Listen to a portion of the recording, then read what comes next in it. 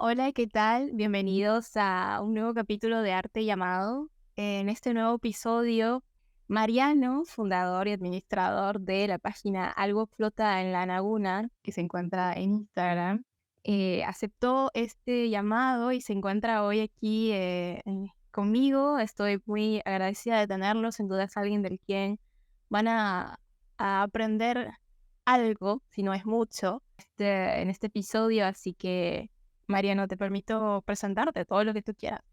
Bueno, muchas gracias. Primero que nada, gracias a vos por la invitación. Siempre es un gusto hablar sobre lo que aqueja al arte y sobre lo que aqueja al consumidor del arte. Me parece que es prioridad en todo momento. Y bueno, como dijiste, manejo una página en Instagram con el nombre de Algo Flota en la Laguna por una canción de Pescado Rabioso, la banda de Spinetta, que tiene casi 50.000 seguidores y que la trata de fomentar una importancia del arte distinta. A mí me gusta plantear el arte como una superioridad, como una expresión superior.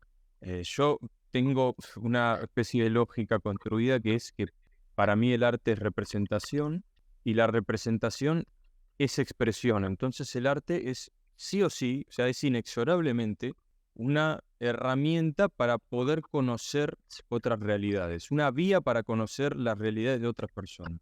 Y si podemos dialogar con genios, bueno, me parece que ese camino hay que cuidarlo a capa y espada. Entonces es básicamente la intención de defender la cultura. Mariano, desde tu espacio en Algo Fruto en la Laguna, tengo entendido que sí es cierto un espacio que quiere rescatar las formas de concebir, de entender, de cómo se está difundiendo el arte. Creo que lo atraviesas bastante sobre el rock progresivo. Por favor, háblame sobre el rock y luego puntualmente sobre el rock progresivo. Háblame sobre este género, quiero comprender un poco más al respecto. Bueno, mira, Pete Townshend, el de The Who, tenía una frase que es que el rock es señalar lo que está mal, apuntar con el dedo y señalar lo que está mal. Y creo que a pesar de lo grande que es el rock y la cantidad de corrientes que tiene, de cómo ha pegado en todas las partes del mundo, bueno, es bastante certeza esa frase y tiene que ver con una rebeldía dentro de las formas clásicas de la música, y me parece muy, muy importante rescatar y seguir construyendo ese asfalto que viene ya hace más de 60, 70 años. El rock ha sufrido muchas modificaciones a lo largo de la historia. Yo considero, en retrospectiva, que hace ya unos cuantos años está en camino de fusión con la electrónica. Yo diría que el álbum fundamental que establece esto es Kidá de Radiohead en el año 2000. Y bueno, llevándolo a álbumes más actuales, podría recomendar también The Harmony Codex de Steven Wilson, que salió el año pasado y que muestra cómo en 23 años, desde Kidá hasta Radiohead, bueno, ha tenido todo un desarrollo por parte de la electrónica, el rock. Creo que no ha podido escapar a eso. Y en cuanto al rock progresivo, bueno, es hace ya un largo tiempo mi género predilecto, porque en el rock progresivo encontré un no límite, encontré una manera ilimitada de expresarse. A mí me gusta expresarlo de la siguiente manera. Yo creo que cuando las reglas hacen al músico, no es rock progresivo, pero cuando el músico hace a las reglas, es muy, muy probable que sea rock progresivo. Es decir, hay un nivel de experimentación que yo creo desde mi perspectiva, mi humilde perspectiva, que no había existido nunca antes en la historia de la música. Incluso si nos remontamos a 1000 años atrás o a 500 con el barroco, a William Byrd, siempre había una determinada forma musical, una determinada formación de la materia a seguir.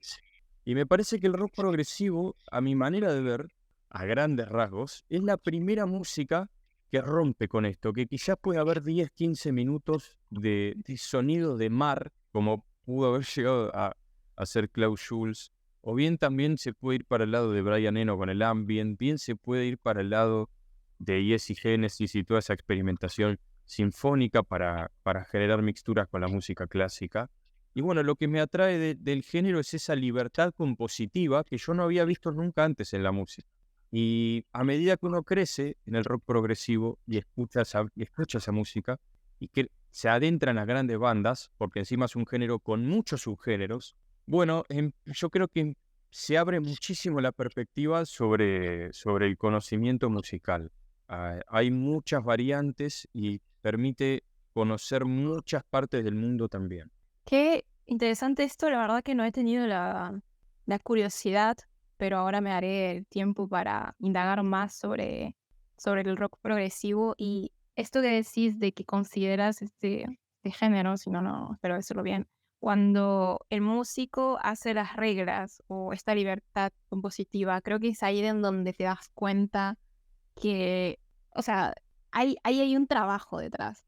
Hay realmente todo un laburo que se ha realizado y cuando creo que tu indignación va mucho en la actualidad y cuando encuentras todos estos géneros que están muy de moda, como el reggaetón, el trap y todo eso, creo que es mucho más fácil indignarse. Sí, vos sabés que opino muy parecido.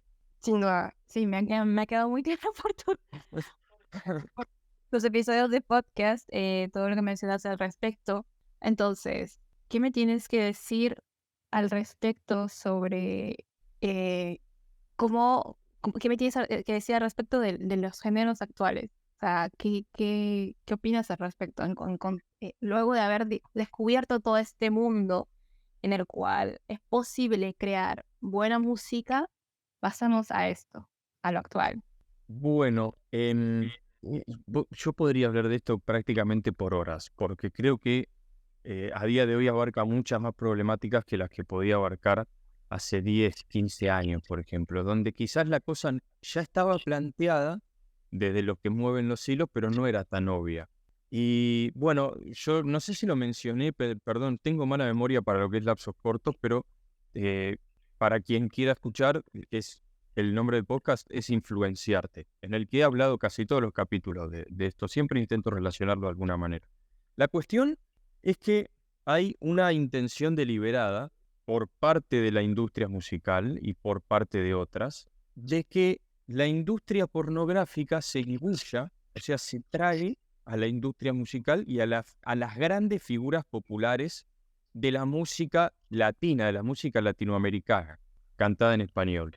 Creo que la música estadounidense, o al menos angloparlante, ¿no? Para ser más justo, da otras oportunidades. Pero, por ejemplo, yo veo que hay una revolución muy forzada que sí o sí tiene que cumplir un aspecto sexual. En lo que es el caso femenino, una mujer no puede llegar a las grandes ligas de la industria y decir esto es empoderamiento, por ejemplo, como artesana, como una creadora de música, porque es aplastada en algún momento. A la mujer siempre se le pide un aspecto sexual y generalmente vacuo sexual. No estamos hablando de música intimista, ni sensual, ni otras cosas. Todo tiene que ver con la sensualidad artificial de la pornografía. Ya cada vez se pone más oscuro esto, porque las canciones son cada vez más perversas. Entra esto también de lo digital, del metaverso, letras que tienen que ver con eso. Cómo hombres le escriben a mujeres que canten que ser estrellas de porno es genial y es a lo que hay que aspirar en la vida. Entonces, esto ya no pasa por una cuestión de pretenciosidad como hace unos años que podían decir. Creo que es cada vez más claro y hay cada vez más gente de este lado en lo que es tener en claro que hay muchas más intenciones por parte de los poderosos, por decirlo de alguna manera. Perdón, perdón, Perdón. estoy hablando mucho. No quiero que se me pase ya que estamos en este hilo de conversación antes de pasar a otro. Vos sabés que en la actualidad, y no te lo discuto, que como mujer, para mí es súper evidente, la sexualización, tanto de la mujer hacia sí misma y de un cantante o, no sé, personaje de la música, hombre hacia la mujer. Entonces, si todos estos géneros que están de moda, el trap, el drill, el reggaetón, incluso la salsa, o sea, muchos de estos géneros latinos, eh, realmente más en una onda fiestera, están hablando sobre, muchos de ellos, la sexualización. ¿De qué está hablando el rock progresivo? Porque es un género que se sigue sea, sigue presente. Pero, por ejemplo, yo lo pregunto porque no he tenido la oportunidad de escucharlo y no me la agrado tampoco y estoy descubriéndolo, para ser sincera. Pero ¿de qué se está hablando en este tipo de música? Bueno, mira, una característica esencial para mí del rock progresivo a niveles históricos es que viene a reemplazar el hedonismo del rock popular, del blues, del disfrute, esto que la mujer, que la relación espontánea, viene a reemplazar el placer de quien canta por el existencialismo. Uno escucha las letras de Band of Rap Generator, por ejemplo, una banda inglesa, y es algo totalmente distinto a lo que se venía haciendo. Hay una cuestión de profundizar en el ser, en las intenciones del ser, en el propósito de vida, a grandes rasgos y de una manera tan determinada. No había ocurrido en el rock como masa. Sí podés encontrar letras, por ejemplo, es lógico que vas a encontrar algunas letras muy buenas de esto, sobre todo si se habla del folk de los 60, incluso hablando de los Beatles. Pero como corriente, el rock todavía no se había podido despegar de esa cultura del placer. De hecho, la diferencia con la cultura popular de los 60 y los 70 es que los 60, con toda esa manía Beatle, tenía que ver con una cuestión más pública, de movimiento popular. Y en los 70 se vuelve una cuestión más individualista y una cultura más sofisticada. Y creo que el rock progresivo tiene mucho que ver con esto, porque si bien existían bandas como Yes que hablaban de vuelos aspiracionales y las brujas, el cielo, el empirio, el Olimpo, bueno, también había bandas que miraban hacia adentro y podía cantar pesadillas o tragedias, como también revelaciones o epifanías gloriosas, ¿no?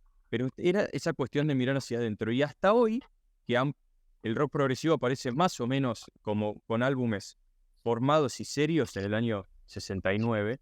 Bueno, hasta el día de hoy esa costumbre de que sea un género introspectivo se mantiene. Son letras que mayormente intentan tener un protagonista que mire hacia adentro y se haga todas las preguntas que se tenga que hacer. Muy interesante esto, me encanta. Sin duda, más motivos para darle buena oportunidad. Luego me irás diciendo todo, igual para aquellos que se motiven más a conocer la página de Mariano en Algo Flota en la Laguna. Él comparte también, precisamente, tú compartes, háblame un poco de esto, sobre un álbum cada jueves. Háblame un poco sobre esta dinámica y por qué creaste esta dinámica. Bueno, está bien, me gusta. Yo soy un creyente de que el disco es una obra prácticamente suprema. Yo lo concibo como la vía definitiva del músico para expresarse. De hecho, es así desde la época del jazz, hace más o menos 70 años, cuando empezaron a sacar discos Bud Powell, Charlie Parker. Y bueno, a partir de ahí tardó mucho tiempo, creo yo, pero el disco es inexorable, inevitablemente para mí es una obra conceptual. No importa si el disco sea conceptual o no. Me refiero a que es una obra cohesiva. Y el disco se tiene que escuchar de principio a fin. Y me lo tomo prácticamente con la misma seriedad que una película. Yo entiendo que eso ya soy yo y estas analogías pueden resultar muy personales. Pero bueno, creo en la importancia del disco. Porque desde el jazz hasta el rock, hasta la música de los 80, los 90, la vía del músico para ser artista, para decir, esta es mi obra de arte, bueno, es el disco. Entonces hay que darle pelota a ese concepto, tiene que ver con una intención de volver a reflotar esa importancia, porque hoy se está perdiendo con todo este tema de las playlists. Y bueno, se pierde mucho la costumbre. De hecho, yo he visto varias encuestas en Twitter y mucha gente dice, mira, yo un disco entero, sentarme a escuchar un disco con concentración lo hago cada 3 meses. Y bueno, me gustaría plantear, como dije al principio, una supremacía del arte en este sentido. Y bueno, a la vez creo que es muy importante que no nos quedemos en la zona de confort. El aprendizaje siempre es incómodo, siempre nos pide ir un poco más allá, un round más, como dice Rocky. Bueno, es prácticamente lo mismo, hacerse a la costumbre. O hay gente que lo hace con las películas, gente que lo hace con los libros. A mí me gusta hacerlo con los discos.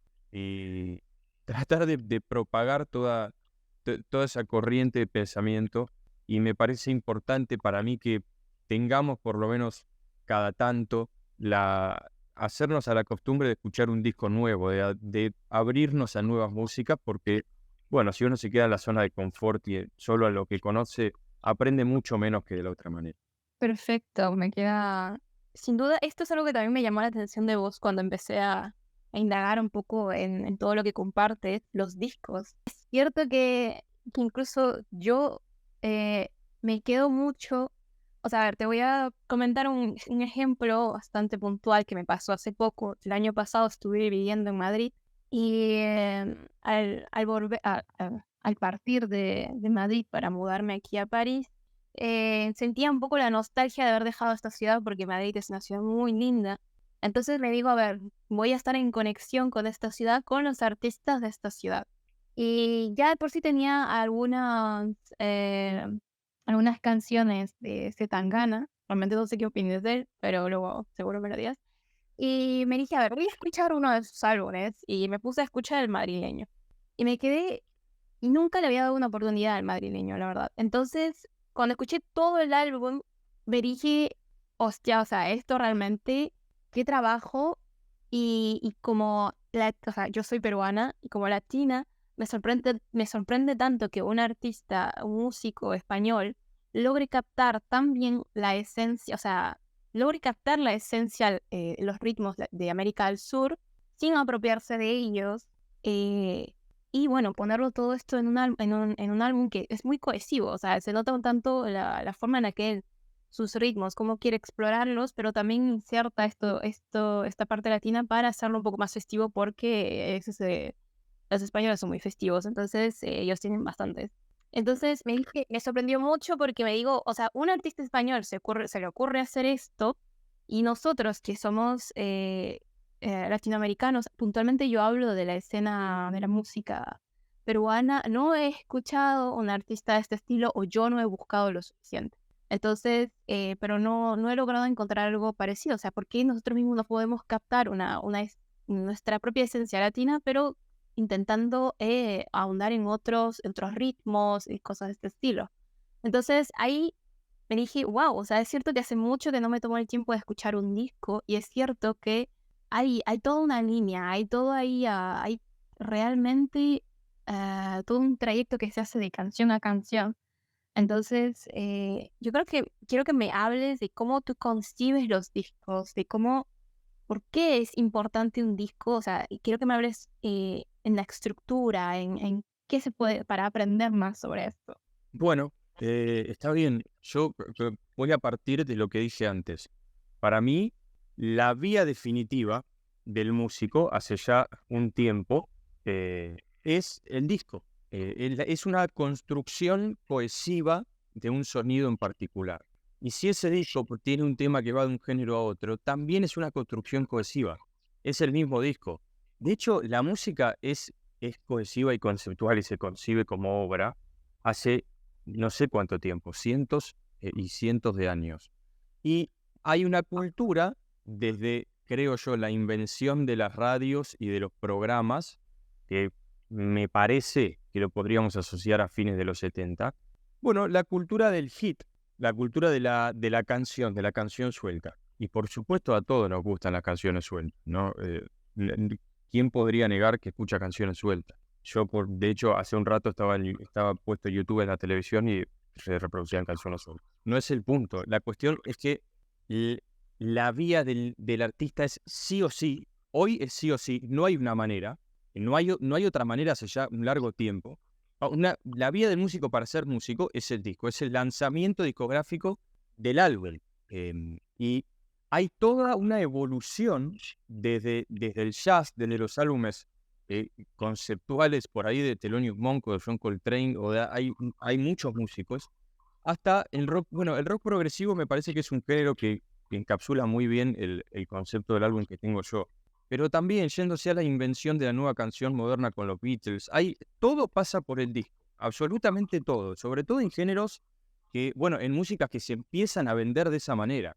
Entonces se reformula toda esa teoría sobre hacer música que hubo con siglos enteros de música clásica.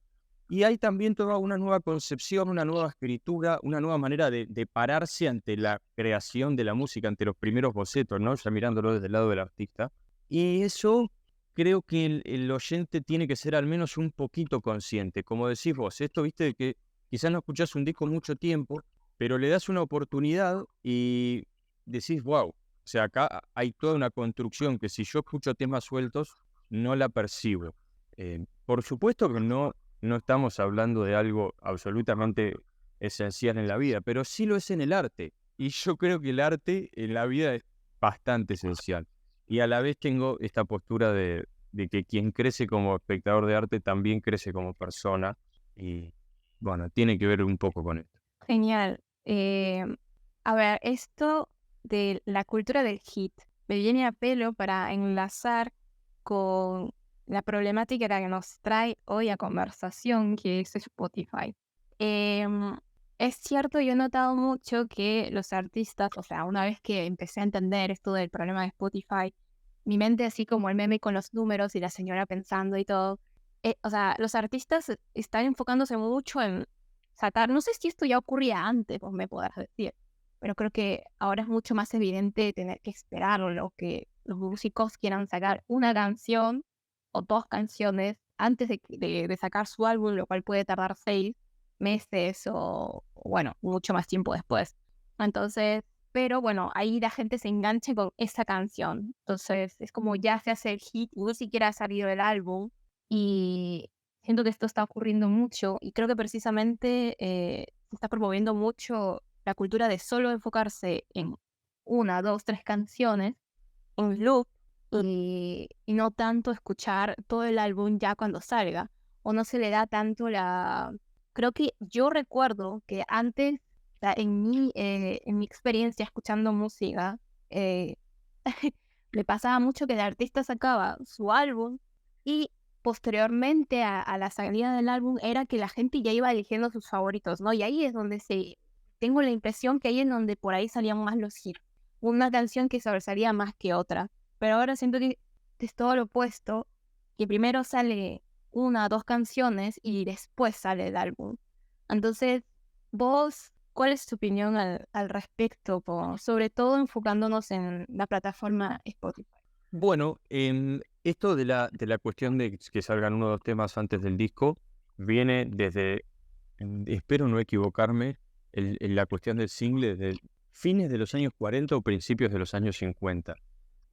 Por ejemplo, hace poco hice una clase analítica sobre el disco La máquina de hacer pájaros de Charly García y bueno, en la investigación averigüé que se había lanzado un single antes con los temas Cómo mata el viento norte y No puedo verme más. Entonces, es muy, muy, muy distinto eso de promocionarlo a través de un vinilo chiquito que el filtro platafórmico, ¿no? Por decirlo de alguna manera. Es muy distinto porque el artista casi que compone para la plataforma, casi que los filtros que utiliza para la creación de su canción son meramente comerciales e internauticos, y hay toda una cuestión por detrás de pensarlo para la publicación en las redes sociales y un montón de cosas. De hecho, hay mucha gente que dice que hay músicos que componen directamente para TikTok, y esto se puede desmenuzar en las estructuras de las canciones. Y es cierto. Entonces, esto es lo que... Mira, para introducir esta temática en términos generales, esto de las plataformas, bueno, podríamos denominar esto como una teorización sobre una corrupción de las formas artísticas originales. O sea, cómo las plataformas, con un avasallamiento estético y algorítmico, parecen tener una intención formada de ir alejando al espectador de la pureza de las obras y pasar todo primero por el filtro algorítmico, ¿no? Como decía recién, el filtro internautico. Y esto, como venimos viendo desde hace un tiempo, trae consigo consecuencias cada vez peores. Creo que la última es esta actualización de Spotify que te ofrece conocer a un artista en 20 segundos. Y yo sé que muchos piensan, bueno, es una función, no le des pelota y listo. Pero esto a la larga sí o sí se hace costumbre en el usuario de la determinada plataforma y lo adopta como forma de consumición del arte. Esto ocurre hace ya un largo tiempo, con Spotify, YouTube, Instagram, etc. Bueno, sí, esto lo escuché, lo escuché en uno de tus episodios de tu podcast, que es cierto que no lo mencioné, tiene un podcast que se llama Influenciarte, vayan a escucharlo, por el amor de Dios, está muy bueno. A ver, hablas sobre el reduccionismo y que a eso, o sea, la cultura del reduccionismo y se quiere, o sea, quieren reducirlo todo. Cómo se disfruta una película, cómo se disfruta una serie, cómo se disfruta, cómo es la música, e incluso cómo estamos descubriendo artistas. Entonces, por favor, quiero que si tienes algo que decir sobre esto muy puntual, decirlo porque me encantaría escuchar lo que piensas al respecto.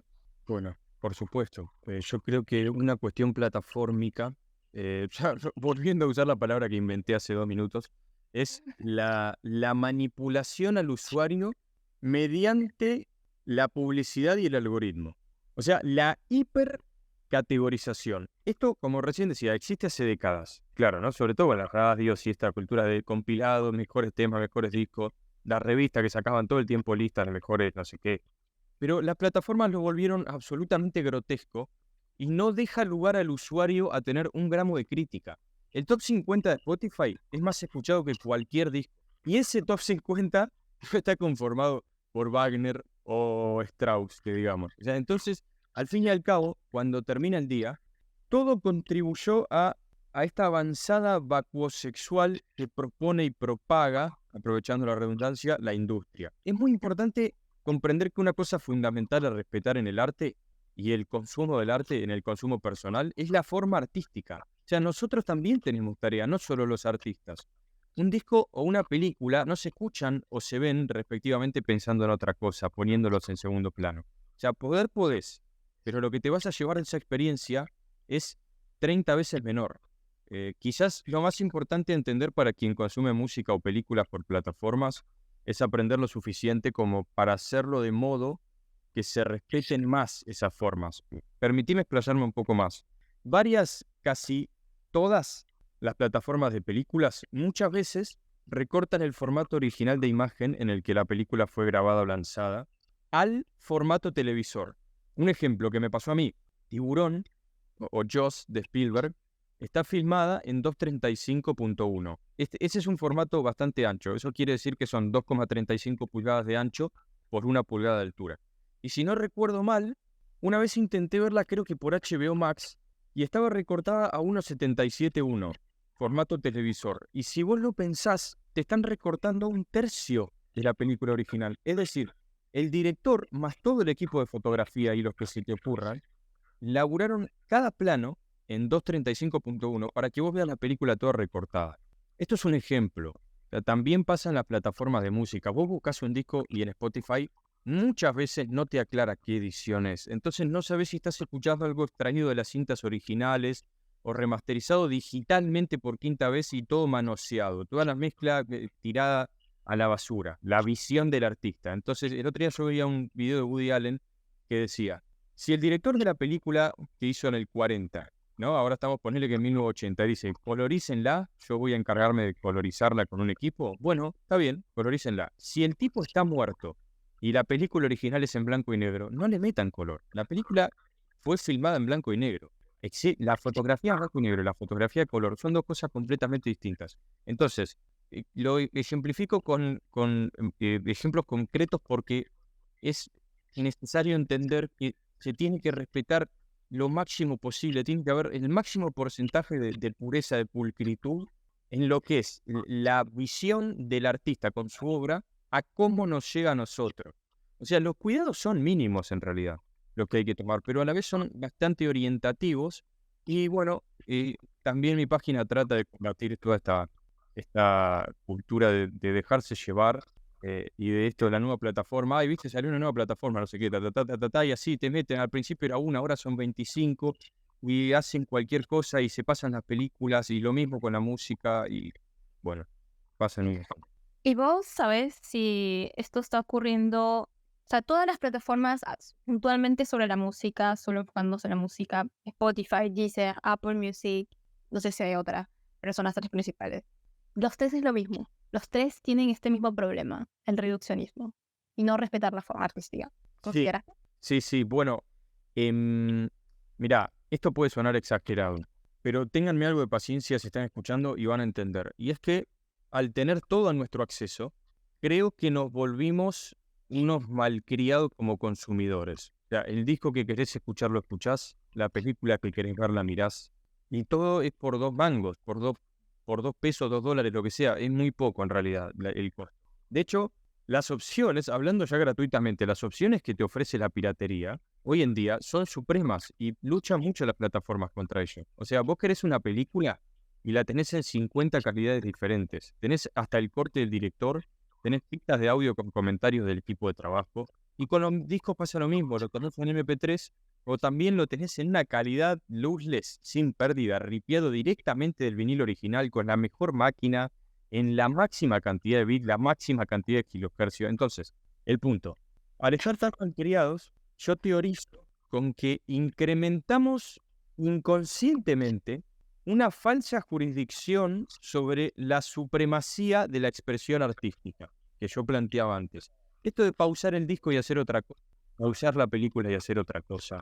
En la época que el disco solo se podía escuchar por vinilo, vos cuando le dabas al play, más te valía estar concentrado y disfrutar la escucha al máximo, porque el vinilo se va desgastando con las escuchas. Entonces, estaba esto de aprovecharlo al máximo, que es muy importante. En el cine vos te perdiste 10 segundos por estar distraído, y esos 10 segundos, bueno, no vuelven como en Netflix, que decís, bueno, pausa y de paso, no sé, me voy a hacer un café, voy a ver si tengo un WhatsApp, lo que sea. Entonces, esa es la primacía, la superioridad por encima del espectador, que para mí debe conservar el arte. O sea, quien consume arte es un mero alumno de la realidad en el momento en que lo está consumiendo. Y creo que ciertas plataformas o ciertos métodos de algunas pueden atentar contra esto y, como decía antes, quiero repetir exactamente lo mismo. Los cuidados no son muchos, o sea, no es que tenés que ser un experto, son mínimos, pero a la vez son muy orientativos. Entonces, hacerse a la idea de que las formas artísticas tienen que respetarse, creo que es evolución o al menos mantener la línea.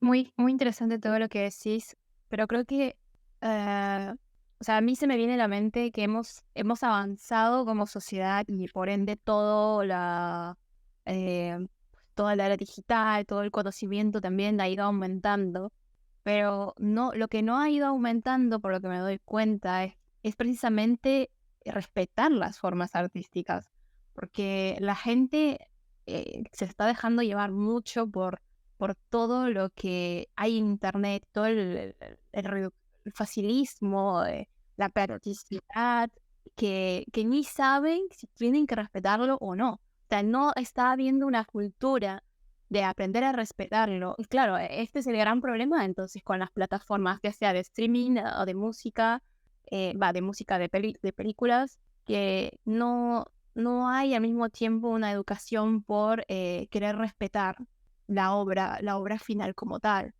No hay como, no sé si me puedes complementar con algo allí. Sí, Quiero. coincido absolutamente con vos. Es que justamente la intención de la industria, todo lo contrario. Por eso no existe esa motivación por parte del sistema a que te adentres en la cultura y que respetes su forma. Porque la intención es todo lo contrario, es romperlas. Que es quizás lo más puro que tenemos con toda la corrupción del mundo y toda la tecnología y la digitalización y que pueden rastrear a cualquier persona y que ya es casi una cárcel el mundo propio. Bueno, es esta la intención. Y Perdón. Eh, el pesimismo es como, no sé, esta vida de mierda. estamos destruidos. Eso es destruido. Ok. A mí hace unos días fuimos al museo o sea, ahora que me he mudado a París, con mi esposo fuimos al Museo de Historia de París. Y o sea, el museo es increíble, pero además caminar por las calles de París es una cosa muy bella, pero yo soy muy de estas personas que yo me fijo en a ver, yo también estoy muy en la línea de lo artístico y me apasiona poder comprender las formas artísticas y entenderlas para poder respetarlas. Entonces, estando en París, caminas por las calles de París y ves la arquitectura, el detalle que hay en cada puto edificio. O sea, perdón que me emocione tanto decirlo, pero yo me decía caminando, pero qué pena, ¿por qué se ha dejado de construir así? Los edificios de la actualidad son tan planos, con ventanas, apenas tienen una estética, o sea, es muy soso comparado con lo que se hacían. O sea, París es una ciudad que viene de los años 1600 y algo, o sea, súper antigua, y con los años ni con toda la tecnología que había hoy en día se logró construir edificios muy bellos, iglesias, catedrales, escuelas, parlamentos, con un detalle de preciosidad increíble que en la actualidad no se hacía. Y mi esposo me largó un comentario en plan, porque él es francés, me dijo, y es que en la actualidad las constructoras lo que quieren es ahorrarse dinero y construir de esta forma era muy caro. Y yo digo, bueno, pero, o sea, precisamente por esta mentalidad de ahorrarnos algo, porque en donde la industria se diera cuenta, y yo creo que esto lo extrapolo para lo, el sector, para la música, para el audiovisual, es quieren ahorrarse que la gente no sepa el por qué para poder venderles algo de forma mucho más directa, o sea, sin tanto cuestionamiento. Y me quedo con y aquí agrego una frase que vos mencionaste al autor, pero no lo recuerdo en uno de tus podcasts. Educan lo suficientemente inteligente para que seas funcional a ellos. Exactamente, lo dijo Frank Zappa. Ok, ahí lo tienen, amigos. Sí, Entonces, perdón, sí. no, decime, ya había terminado. Complementame. Bueno, tenés razón, por supuesto. Yo no sé si hay en eso todo ¿cómo decirlo? Toda una estructura mundial, pero lo que sí es un hecho es que ocurre, es que las estructuras son más feas y se terminó. Y a la vez tiene que ver todo con esta comercialización de todo, y como el mundo es digital y la gente cada vez está más adentro de la casa y el mundo le importa menos, bueno, no parece ser una problemática real para la gente. Para mí, esto que vos decís, incluso de los edificios, es una problemática muy seria, porque como lo mismo que te decía antes, esto al final del día tiene sus consecuencias, o sea, al final del día o al final del año, ¿se entiende? Vos podés decir, no, bueno, es una pavada, no te quejes, o sea, son 2 edificios, ¿qué le hacen? Bueno, pero el día de mañana son 4, y en 200 años vas a tener un mundo de edificios quizás absolutamente todos iguales, porque económicamente un ingeniero encontró que hacer este edificio era lo más económico del mundo y a la vez lo que más rinde en calidad-precio. Y te pasás de vivir en un mundo de diversidad, porque, aclaración, la diversidad es lo más importante que tenemos. Pasamos de vivir en un mundo distinto, donde vos vas a Grecia y es distinto, vas a Italia y es distinto, vas a Rusia y es distinto, a tener todo un mundo igual. Entonces, lo mismo lo podríamos aplicar a las corrientes musicales. O sea, hay toda una cultura de seguir a la simpleza, pero no simpleza, la simpleza hermosa quizás de algunas canciones de folk, a la simpleza sintética de las canciones que se hacen con una batería y todo así, y no hay nada más, y a lo sumo tenés arreglos raros de fondo, pero se hace esa música, la cultura está llevando a hacer esa música acá, hacer esa música en México, en Perú, te vas a Rusia y hay alguien haciendo lo mismo, te vas a el Congo y hay alguien haciendo lo mismo. Y el arte tiene que ver muchísimo con esa diversidad. Rashmaninov decía que la música de un artista tiene que sonar al país de donde es oriundo. Y yo, o sea, es una frase quizás demasiado pasional y extremista, pero estoy bastante de acuerdo, porque, bueno, si perdemos las raíces, como se evidencia en el mundo actual, perdemos todo. O sea, Argentina tuvo a Spinetta, a Charlie, a Gardel, a Piazzolla, bueno, Gardel no era argentino, pero no importa, a Piazzolla, a Troilo, a escritores como Discépolo, y pasamos de todo eso a haberlo olvidado. Tuvimos a Borges, a Cortázar, a Sábato, todo para haberlo olvidado en cuestión de años y sucumbir a las costumbres centroamericanas y puramente industriales de esto de reemplazar cierta consonante por otra, de hablar como de traer esto de allá, incluso con lo rico que es Argentina, perdón que sea autorreferencial en lo que es en mi país, pero con lo rica que es nuestra cultura, con lo diversa que es, porque Argentina tuvo buen tango, tuvo buen rock, tuvo buenos músicos de jazz, tuvo buenos músicos clásicos. Viste, pasamos de eso a la nada, porque hoy en lo que es cultura popular estamos varados en la nada, estamos varados en las dependencias de otros países. Y con lo que vos decís de las estructuras, creo que tiene mucho que ver en el fondo y por supuesto es trágico y hay que hablar de él. My God, sí, no, a ver, no me molesta que seas autorreferencial porque el mundo necesita saber. Yo sé que cada país tiene lo suyo, pero a ver, yo he podido vivir en Argentina y cuando llegué a Argentina fue la primera vez que me vi inmersa en el rock. Les gusta mucho este género y tenía muchos amigos que me mostraban uno que otro artista y me sorprendía mucho, o sea, lo auténtico que sonaba. Pero también como lo sentía muy conectado con la forma de ser, o sea, lo conectaba mucho con Argentina, no era como que si escuchara eso y pensase, esto es de Ecuador.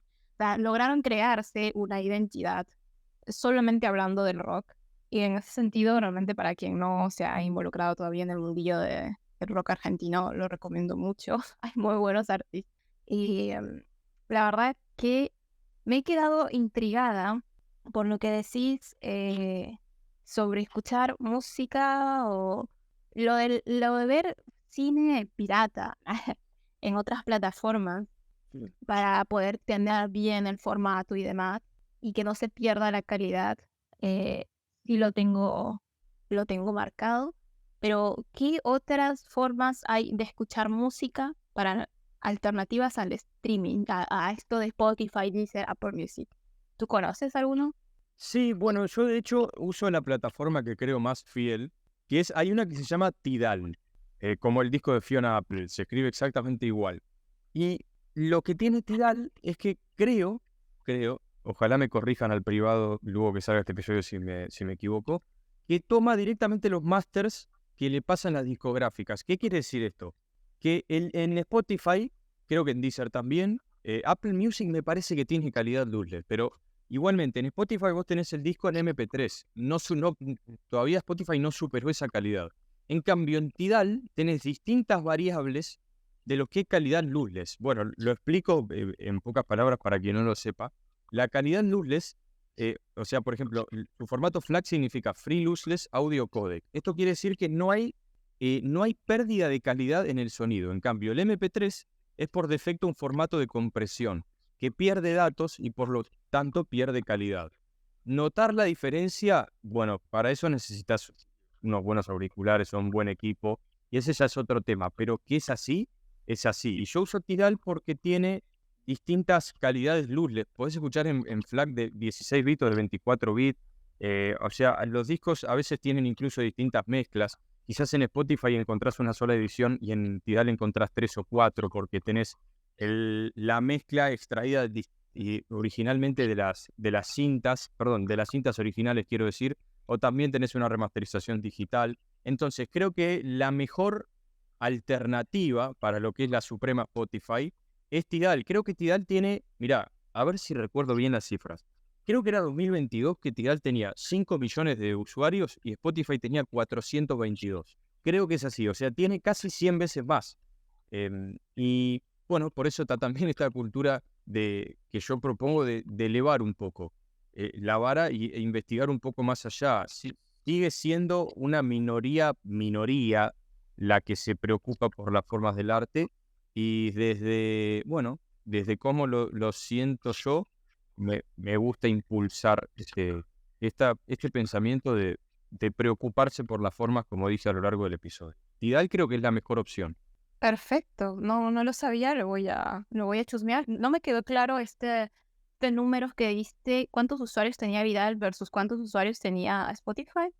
Tidal tenía 5 millones de usuarios y Spotify tenía 422 millones. Ah, o sea, está en proceso a tener una gran cantidad. Sí, pero bueno, igual la supremacía de Spotify sobre las otras sigue siendo bestial.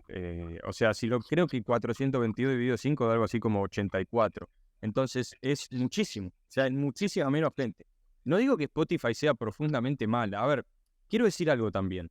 Las plataformas, o sea, toda esta cuestión tiene cosas positivas. La democratización del descubrimiento de música es muy positiva. O sea, anteriormente las radios y los sellos discográficos tenían un control enorme, o sea, era un control muy significativo sobre la música que se reproducía y la que se promocionaba, lo que limitaba a muchos artistas, a lo que limitaba la exposición de muchos artistas. Y las plataformas de streaming, bueno, utilizan recomendaciones personalizadas para presentar a los usuarios música nueva, puramente en función de sus preferencias. Y esto hay que reconocerlo. Por ejemplo, Tidal, vos ponés un disco y si el disco tiene cierta cantidad de escuchas, no si es muy recóndito, tampoco le pidamos tanto, pero si tiene cierta cantidad de escuchas, te muestra como 50 álbumes parecidos.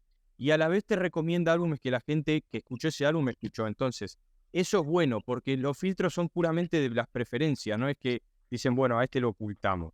De hecho, escuchar toda la música que se quiera, para el oyente es quizás la mayor ventaja de todas, por supuesto. Yo hice uso de esto como no lo puedo explicar, pero a la vez el artista pierde mucho dinero. Mira, creo que fue David Bowie a inicios de los 2000, no me acuerdo si esta entrevista la vi o la leí, pero dijo algo así como que la música, como la conocíamos, iba a tener una transformación muy grande y que se iba a producir dentro de 10 años y que no se podía frenar, que era irrefrenable. Y también dijo algo así como que la música se iba a convertir en electricidad. Y eso me pareció, es muy, pero aparte es muy acertado para lo poco desarrollado que estaba en ese momento. Y tengo prácticamente ese pensamiento. O sea, tiene ventajas, pero igual, otra vez, voy a decir lo mismo por tercera vez, los cuidados, o sea, informarse requiere muy poco tiempo, pero es muy orientativo, entonces es muy beneficioso. Buenísimo, Mariano. Me encanta toda esta conversación que hemos tenido. Sin duda, he aprendido mucho y estoy muy segura de que los oyentes van a poder aprender algo también, si no mucho. Me encantaría que pudiéramos terminar este podcast con un último mensaje tuyo. Me encantaría que pudieras dejar un mensaje a los oyentes. ¿Cuál sería ese mensaje que te gustaría dejar? Un mensaje persuasivo a los oyentes, al mundo. Me gusta lo de persuasivo, voy a ir por ese lado. Bueno, creo que el arte es una vía demasiado pura. Creo que el ser humano es muy afortunado de incluso con lo digital que hoy es todo, que incluso ya están tomando datos de los ojos para hacer DNIs digitales en un futuro. Es una guasada, o sea, estamos viviendo el futuro distópico es ahora, y me parece que el arte es quizás el escape más impoluto para esto. Es un escape que permite seguir descubriéndose. Hay artistas que tienen muchas ganas de hacer las cosas bien. Perdón, hay muchos artistas que tienen muchas ganas de hacer las cosas bien. Y también combatir contra esto es responsabilizarse. ¿Qué dije antes? Que también tenemos tarea. Entonces, el que dice, no, la música ahora es malísima, en mi época no sé qué, ese no sirve para la revolución, porque ese llega a la casa y pone un disco de hace 60 años. Yo también escucho discos de hace 60 años, es lo que más escucho, pero a la vez, si yo me calzo la bandera y digo, esto está mal y mal y mal, tengo claro que la revolución hoy, como digo, creo que es en el episodio 7, que la revolución como oyente se puede hacer y tiene que ver con darle oportunidad a grupos nuevos. Porque si uno se queja de que la música que se escucha hoy es una basura y no escucha música de hoy, no tiene potestad para quejarse. O sea, al menos el que escucha lo que yo considero basuras pornográficas de la industria, voy a decir algo positivo sobre él, y es que está escuchando música hecha hoy, más allá de lo mala que yo la pueda considerar. Y la queja general viene quizás desde el año 80, con el pop de Michael Jackson. Y está extraordinario el pop de Michael Jackson. Pero la revolución se hace dándole una oportunidad a ese pibe que quizás tiene ganas de hacer, solo tiene ganas de hacer las cosas bien, que creció escuchando a los mejores músicos, que se formó, que tiene una intención pura en devolver el nivel, de elevar un poco la vara de la música y de la pintura. Lo mismo con los pibes que están estudiando carreras de cine, lo mismo con los pibes que quieren ser escritores. Hoy quizás, no sé si alguna vez fue más riesgoso ser escritor. Probablemente sí, pero no es la cuestión. Yo creo que es muy importante entender que la revolución se hace en la actualidad y no con comentarios de decir, bueno, esto hace 60 años era mejor. Bueno, ponele que sí era mejor, pero hay que trabajar para que vuelva a ser igual de bueno, porque si lo único que existe es una queja general y después no hacemos nada, no sirve. Entonces, si tengo que dejar un mensaje, es hacerte a la costumbre de escuchar nuevos discos. Para algo tengo el canal de difusión, recomiendo muchos discos actuales, y abrirse a la idea de que pueden surgir nuevos músicos o nuevas bandas que tengan un nivel similar en calidad al de los grandes grupos históricos. Perfecto, Mariano. Muchas gracias por haber estado en este podcast. Como ya lo escucharon, él comparte mucho contenido de valor, todo vinculado a la música, al arte también. en su cuenta de Instagram. Ahí pueden chusmear toda esta información, la dejaré en la descripción. Y muchas gracias, Mariano, por haber estado aquí. Espero que podamos seguir de intercambiar y hasta pronto, hasta el siguiente episodio de ustedes y hasta pronto espero, Mariano. Hasta pronto. Muchas gracias por la invitación nuevamente. Es un placer hablar de estas cosas para mí porque, bueno, no solo lo siento en profundidad, sino que realmente lo considero una cuestión social muy importante que tiene que tratarse con seriedad. Entonces, bueno, poder hablar de esto es un privilegio, así que gracias por el espacio.